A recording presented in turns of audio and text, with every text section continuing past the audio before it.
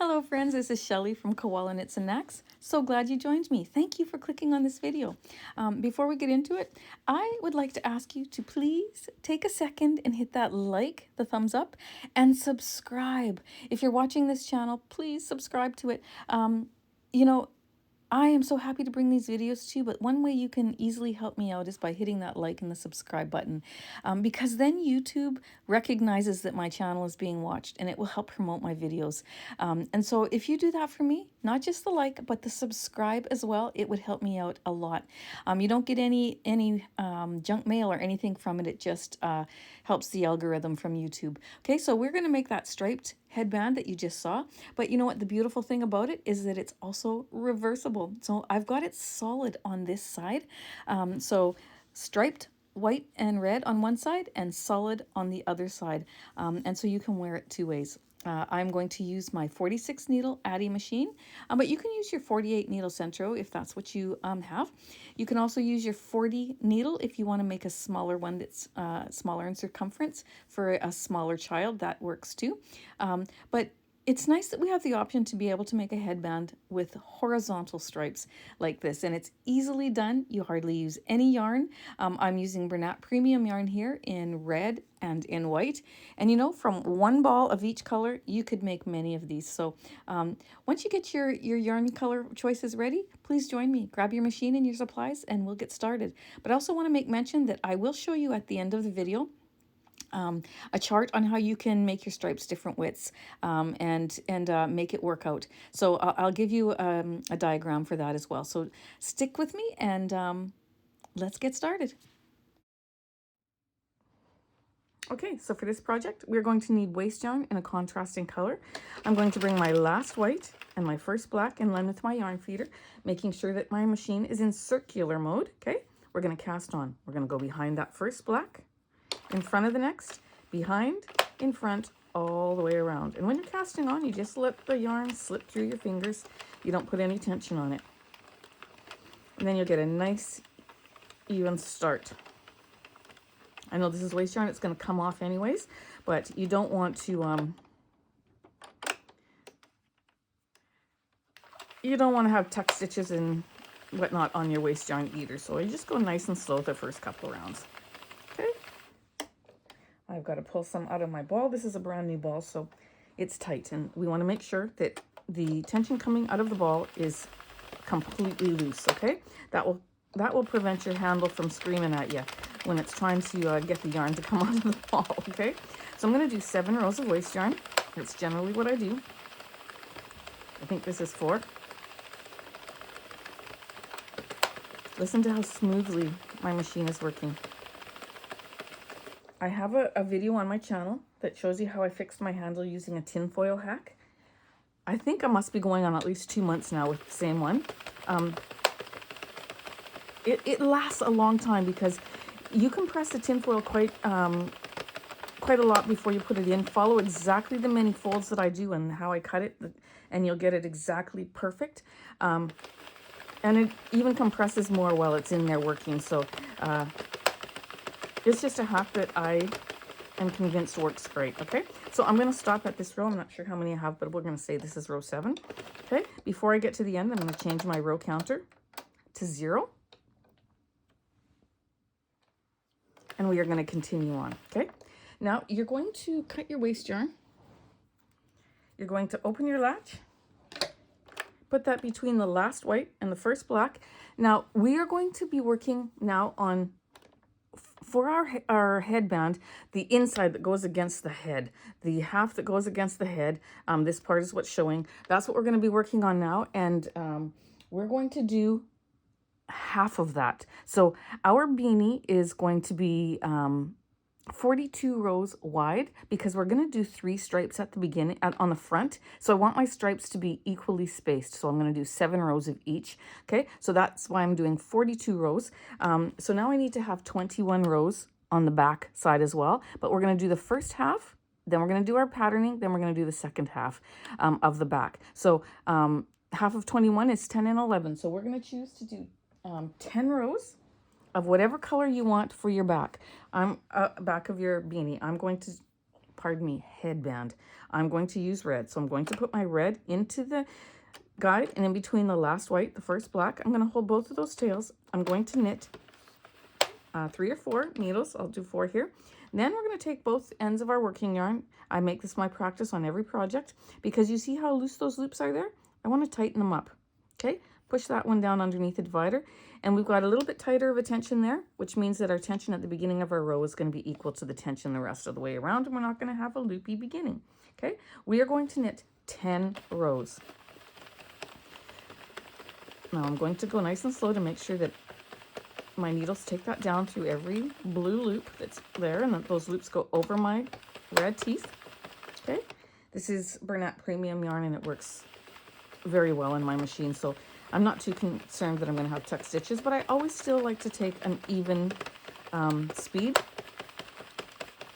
and an even tension. I'm holding it between my fingers here and my thumb, so I can feel if there's any knots coming up, etc. any discrepancies in my yarn, but I'm also giving it like a medium tension. I am putting a little bit of tension on it, not a lot, but a little bit. Okay, this is 4.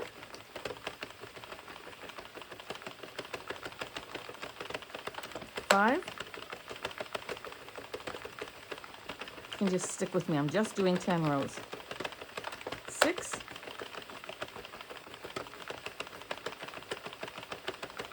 'Nice thing about this headband is it's the same width as what the brim of all your beanies are that you make on this, so it fits a wide variety of heads.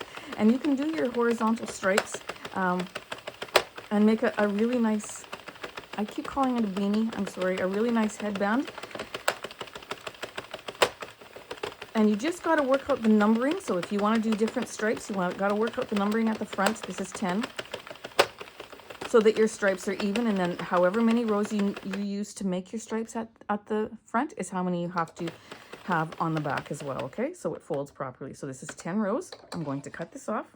This is half of the back of my headband. Okay, so now we're going to work on the front. And you'll see why half after, because we fold this and seam the two, join the two ends together, and that makes for a wider back. So we're going to cut that off, put it in there. You're going to take your first color that you want for your front of your stripes, okay?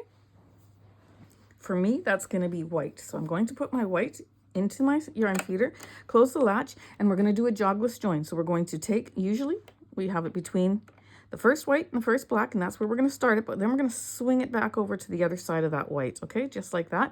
And we will tie these off when we get it off the machine, because I find that makes for a better join, okay? And we're going to knit 3 or 4 needles. We're going to do the same thing. We're going to take both ends. We're going to snug that up just to make our beginning stitches nice, okay? I'm just going to cut that off just to make it a little bit even, okay? And then we're going to knit 7 rows. So it'll take me to row 17 on my counter, making sure I have some tension, loose tension coming out of my ball. So let me just pull some out there. Okay, we're going to knit until we have 17 on our counter. You can reset your counter before you do every stripe and just do 7 rows of every one if that helps you. But I just keep going, okay? This is 13, 14. Got to take some tension out of my ball. There we go. 15.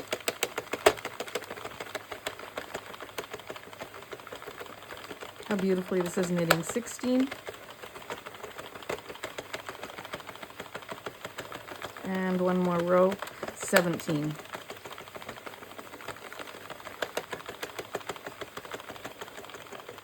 Okay, I see that black divider coming around. I take a black permanent marker and I mark that so I can always see when the end of my row is coming around.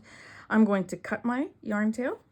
I'm going to open that latch, put it between the last white and the first black needle. I'm going to grab my red yarn, which is my middle stripe. I'm going to put it into that yarn feeder, shut the latch, back to the other side of that white needle for a jogless join, knit 4 needles, 3 or 4 needles. Again, we're going to tighten this up just like that. I'm just going to cut these off so they're even. and we're going to knit 7 rows. Okay, so that will take me to row 24. 17 plus 7, 17, yep, 24. to make sure. Okay, so I'm going to knit 7 rows, and when my counter is on 24, I know that's my last row, and I will finish that row. This is 19. I'm just going to stick with you for this whole project. Okay, it's a fast project. 20.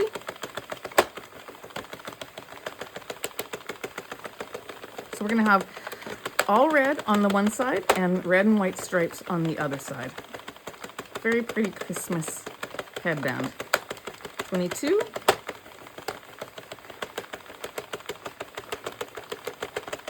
23. And one more row will make 24. So I've got half of my back of my headband done now. I saw that black divider come around, so I know that I'm at the end of my row. I've got the first row of the front, the second row of the front. Now we're going to do the last row of the front. I'm going to grab my white again. We're going to put it into our divider, swing it back around that white needle, knit 4 needles, pull that snug, just like that. And we're going to knit another 7 rows. That will take us to 31. Okay, if I'm not mistaken. 31 rows. Okay, so knit 7 rows of white. This is 2.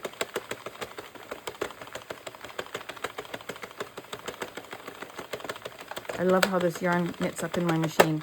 This is 3. And 4.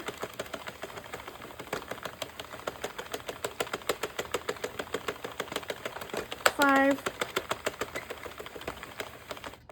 Oops, did I tuck a stitch? Nope, I did not. Yay. 6.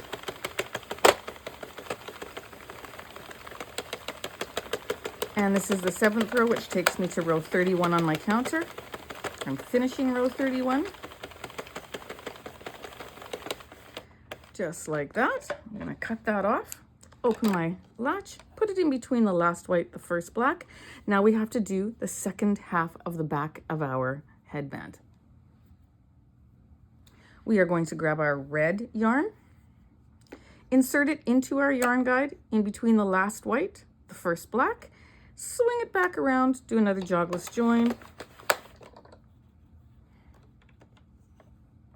Okay, now we did 10 down here, but our striping is 21 rows, so we need to do 11 now so that we have the same amount on the back that we do on the front. So we're going to do 11 rows of red, and that will take us to row 42, okay? So 21 rows on the front, 21 rows on the back. So keep going till you have 11 rows of red done, and your counter says row 42. You finish row 42, and I'll see you back.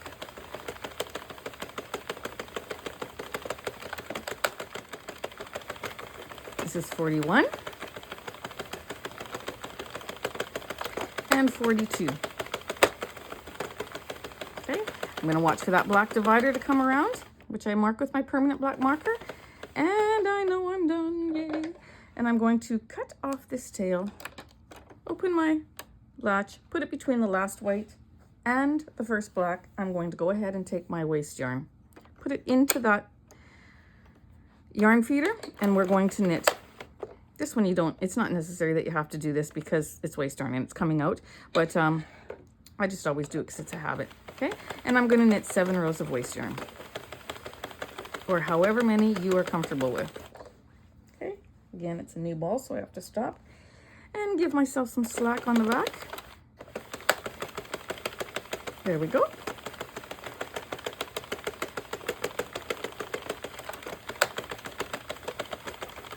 This is 3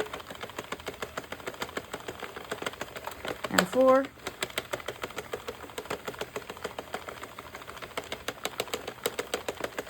and 5. I could have given this a little tie to keep that end there.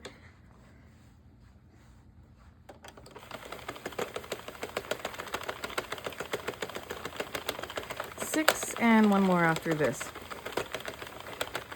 See, when you knit at an even speed, your stitches are so much more beautiful. Oops. See my handle, how it yelled at me? That's because I didn't take some slack out of the ball and it had to work for it. So often we think it's the machine. You hear it all the time in Facebook groups. I'm sending my machine back because my handle's making funny noise. It's not working. I'm telling you, it's not the machine. It's the way we're using our yarn. We're not taking slack out of the ball, and we're making our handle work too hard. And the gears they're plastic in there, so they can't take too much stress on them. Okay, so we're gonna cut that yarn end. We're gonna put it between the last white, the first black, and then we're gonna crank our barrel 2 full rounds, and it will let go of our project. See how beautiful that is? Sometimes you have to help those last couple, but that's okay. There we go. Oh, so pretty. Can't wait to stretch it out. I'm going to remove my machine, get my workstation here ready, and I'll see you back for the next part. Okay, so we have our piece off the machine. First thing we're going to do is we're going to stretch it lengthwise. And you see all those joins that aren't lined up yet, but we haven't fixed them yet. We're going to do that next. And widthwise. This is lengthwise, and then we did it widthwise as well, and that softens up our stitches. Now you're going to just take that whole thing, put it inside out, and we are going to fix our jogless join. Those of you who follow my channel know that this has been a journey for me, because doing the jogless join, I've tried many different ways, and I've showed you in videos, and I've done a video on it, but I've never come up with one that I've been able to personally do perfectly until this one. And so what I'm going to do is we're going to take this 2 yarn strands from the one section. We're going to put our fingers right over it like that, just to hold it in place. Then we're going to just pull them, just like that, quite tight, until you see those stitches, those rows line up. See that? Look at the difference. That's where when we haven't done it, and this is when we have done it. I pulled it quite tight actually, but now when I tie it off, I'm not going to tie it tighter. I'm going to tie it off just with a knot there, but I'm not gonna pull on this while I'm tightening it, because I've already got the desired tension that I need. Okay, cut that off. Move to the next one. See how they're uneven? You're gonna put your finger over there to hold the fabric in place, and then you're gonna just pull, and then work that a bit. Like, look, it's magic. Love it, love it, love it, love it. This is so much fun. I love doing this join. Now, I'm like, and it took some practice. Like, I'm not gonna lie. I'm just like you. It takes practice to get things, something that you haven't done a lot of, to get it right. Okay, and we're gonna do that for this one. And wait till I show you the other side. Haha, love it. Okay. And we're gonna tie that off. Cut those, and we're gonna do this last one here. Just like that. I am pulling quite hard. Okay, till you see that it lines up, then you tie it.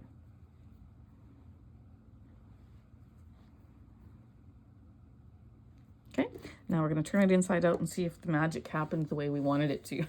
Okay, I'm going to give this a stretch again. And then we're going to turn it around. You have to play with it a little bit, but that's because you were manipulating it. But look at that. I mean, that's almost perfect. You just play with it, and I'm not playing with it, and then it's going to go all wonky after I stop playing with it. This is just part of the process, and you can get it almost perfect. I love this join. Okay, now what we're going to do is we're going to do our Kitchener stitch, or grafting. We're going to put the 2 ends together, and we're going to need a needle with the whatever color you have on your ends there. That's the color that you want on your needle. Okay. Okay, so you're going to need to grab yourself 4 stitch markers. Okay, and we're going to find our stitches. We're going to find our beginning and ending stitch. So on this side, if I grab my waist yarn here, you can see that it's coming out of this loop here. This is trailing down around and underneath this loop here. I'm going to put a stitch marker on that one. Okay, this is the, let me just show you the beginning of the project. Okay, then on this side, I'm going to, wherever that,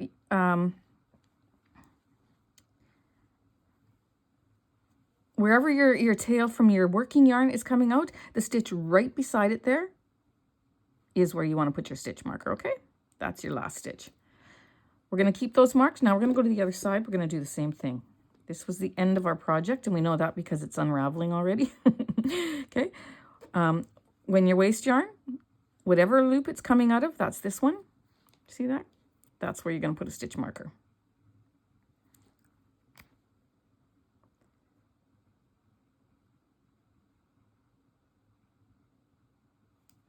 And then you're going to go off to the other side, and wherever your working yarn is trailing out of, so this loop up here is the last loop that was made with this working yarn, okay? That's where you're going to put your stitch marker. Just like that. So we have our beginning and our end stitches on both ends marked. Now what we want to do is we want to fold our tube in half, just like this. Right side is facing. And we are going to line up these stitch markers, okay? So it's looking like that. We've got our 2 on the top, we've got our 2 on the bottom. We're going to make sure that our yarn ends are out so we don't sew them in. And we're going to take that yarn. Now, if you would have left a long enough tail here, if I would have told you to do that, we could have just used this, but I did not. So we're going to start with these 2 stitch markers that are on the left, okay? So what I'm going to do is I'm going to just get those nicely positioned. Get that tail out of the center there. I'm going to take my needle, and on this stitch marker, again, that's on the left, I'm going to go from the bottom of that stitch up, okay? Just like that. I'm going to pull my yarn through, making sure I leave a tail, okay? But also making sure that you have enough on your working end that it's going to make it all around your tube, okay? So I went from the bottom up, and I'm going to do that on this one too. From the bottom up, just like so. Now I've got my start done as far as putting these 2 tubes together. Now from there, I'm going to go into that same stitch where my stitch marker is, same one we just worked, and I'm going to go from the top down. Okay, so I'm going to go the opposite direction, just like that. Okay. Get all these yarn ends out of the way. Okay. So I went from the top down, just like that. And I'm going to go over to this next stitch on the same panel, and I'm going to go from the bottom up. You might have to rewind this and look at it again. It's really very simple, but it does take a little bit of practice at first just to visualize it. So now I'm going to go up to this first stitch marker where I went from the bottom up. Now I'm going to go from the top down, just like that. Okay. The problem here is I've got lots of ends and it's getting a little bit caught on my ends, but we're going to just work with it. There we go. Okay. So now I'm going to take the tail end of this, and I'm going to just start to squeeze that up just a little bit, not really tight yet, but just a little bit so I can see where I'm working here and get these ones out of the way. So now I went from the top down where my stitch marker is. I'm going to go over to the next stitch and go from the bottom up. Okay. Then I'm going to go back down to this row. This was the one that I did last. I'm going to go from the top down and then into that next stitch in the bottom up and pull. Okay. From the top down, bottom up. So now we're working 2 stitches at a time. Pull that through. Into the stitch that we came out of. Top down, bottom up. Just like that, see? Top down, bottom up. And we're going to go across all the way. But now I'm going to just stop and I'm going to tighten this a little bit, okay? Just because I need to get all these loops. And I don't want to tighten it too tight. We want our tension to match the tension of our piece, okay? So it's a little bit difficult to see when we have our waist yarn there, but you just know not to pull it too tight. You want to keep it nice and loose. All right, so we're going to just keep going, just like that, swinging all those tails over to that end so I can work better here, okay? So now I'm going to go back down to this one because it was my last one that I came out, and then up.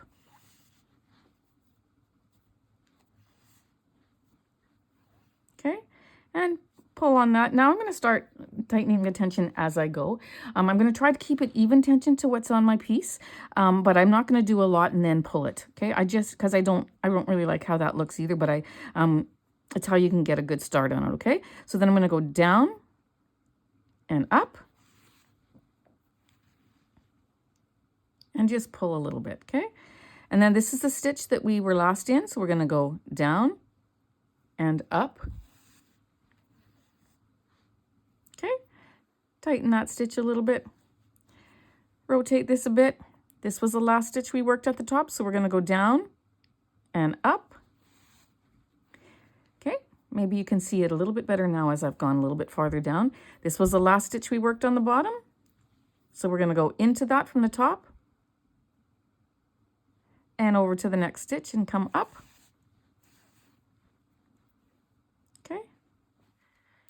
And this was the one I worked last, so down and up.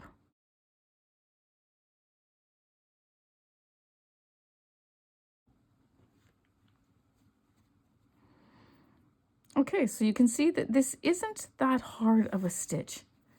Okay.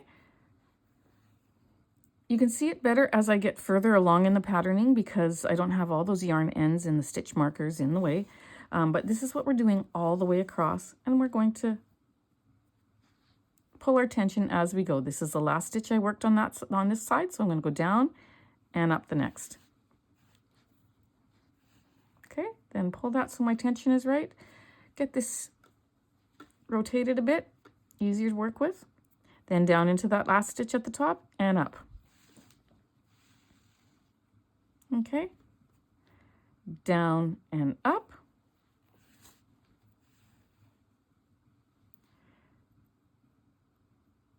Down and up,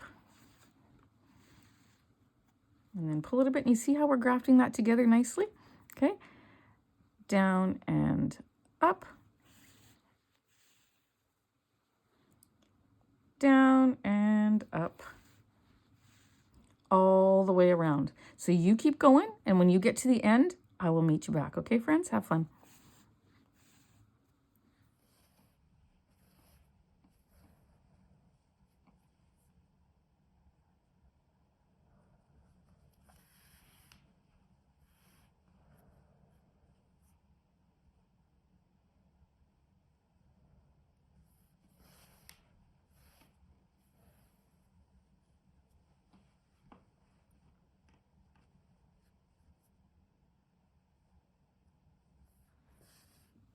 Okay, so how did that go? Fun?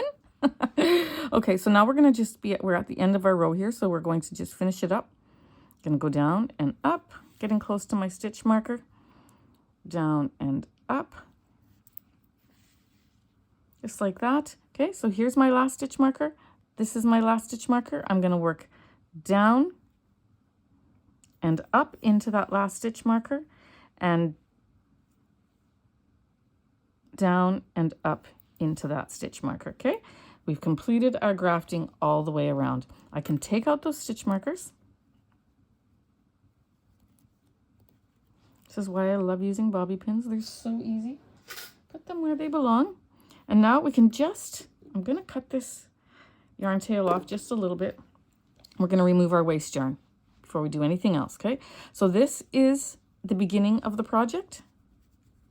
And stick with me, folks, because I am going to show you a chart that I made for this, and how if you want to change your number of stripes in the row counts, I'll show you how to do that, okay? So we're going to find our tail. This is the beginning of our project. Roll that up until we get to the very top row. Just like that. Pinch the stitch and pull that out. Go over a few stitches, get to the very top row, pinch the stitch, pull it out. We're going to do that all the way around till we have that top row of stitches pulled out. Okay? This is my preferred way of pulling out waste yarn. There is another way. I mention that in all my videos because I always get comments saying that, you know, there's another way. Yes, I do. I prefer this method. They're both great. I do have a video on the other method actually, and it is great too. I just find this one just faster just because it's what I do the most, okay? So we're going to unravel that, and then I'm going to wind it up as I go. And we're going to just remove that waste yarn. Okay, getting those tails out of the way. And there is a trick to getting these out of the way too, but I'm not going to do that right now. And we're going to just continue on till we can get this off. Okay. Pull, pull, pull, pull. And there we have it. Okay. Now on the other side, as we know, it's easy to pull off because it just basically unwinds on its own. So let's find the end tail there before we get a knotted mess here. Where are you? There you are. Okay. And we're gonna just wind that until it comes off, okay? So go ahead and do that. Get that second row of waste yarn off, and I'll see you back, friends. All right, so now we have these tails to deal with. So what I'm gonna do is I'm just going to turn this out so that I have the seam on the middle there. Look at that. See? Then give it a stretch. Look at that. It's perfect. It's beautiful. But we need to fix this part. This is the inside part, but it's a reversible one. So we're going to take these two stitches, these two ends, and I'm going to just tie these two bottom ones off. Just like that. Don't tie them too tight because you want it to look like a good stitch. Okay. Then I'm going to put this on my needle.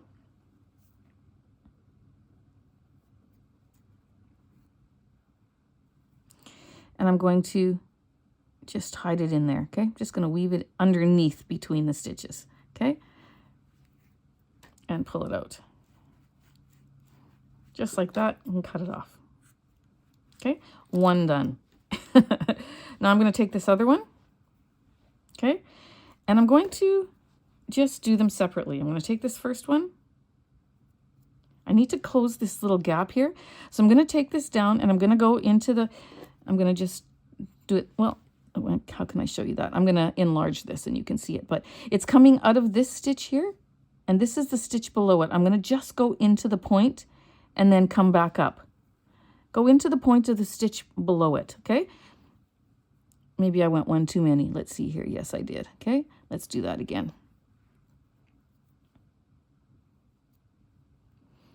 Okay, so this is the stitch here. I want to match it up to this row. So actually I didn't. I'm going to go into that stitch right there, go underneath, and come back up into my point. This is just how I do it. You might have a better way of doing it. Just like that. And then I'm going to take this other one. I'm going to go into that same point and up that same place. And I created a mock stitch there, so to speak, okay? Like a duplicate stitch, but not quite the same, okay? And I'm going to tie this. That's just how I visualized it, so that's just how I did it, okay? And like that. I'm going to take this. I'm going to hide it in between the layers. Pull it out. Cut it off. Work this a little bit, taking my needle and working that stitch. There we go. And now we have, that's the one side. Let's turn it the other way. And we've got our beautiful striped headband. Okay. So there you have it, my friend. Vanya, this one's for you. Okay. So such a simple way to make a headband. Okay, it's reversible. It fits most head sizes because it's the same size width as in circumference as any of the beanies that we make. And there we go. There's the other side. Okay, That's our grafting. You can kind of see it a little bit, but not bad. This, I'm not 100% liking it. I think I should have gone down to this row right here. But let me just work with that.